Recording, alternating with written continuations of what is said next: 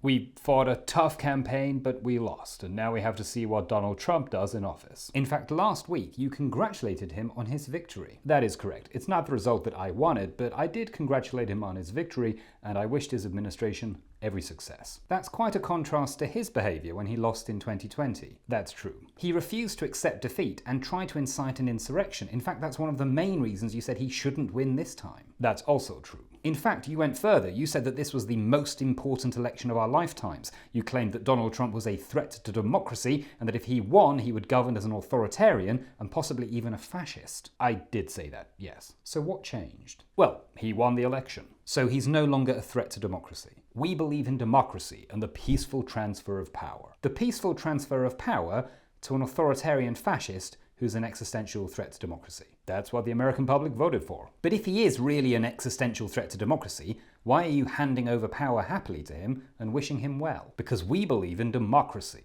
even if the person you're handing over power to doesn't. That's the way things go. We'll have another chance to make our case at the midterms. But you said he was a fascist and an existential threat. Why do you think the midterms will make any difference? Well, don't you see this as a problem? You get people really wound up and terrified that he's an existential threat to democracy. Then when he wins, you just shrug and say, well, that's the way things go.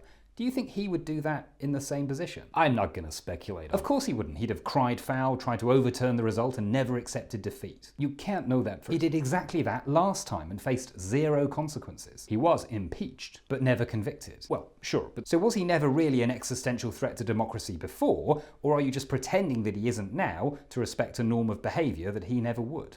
I don't know. So what's the plan now? Well, I think now we lick our wounds and then come back in 2026 and persuade people that that is the most important election of their lifetimes. Thank you, Senator. Next up, as protests mount against the Labour government, we ask which much-loved group will they take aim at in the future? After pensioners and farmers, are lollipop ladies next?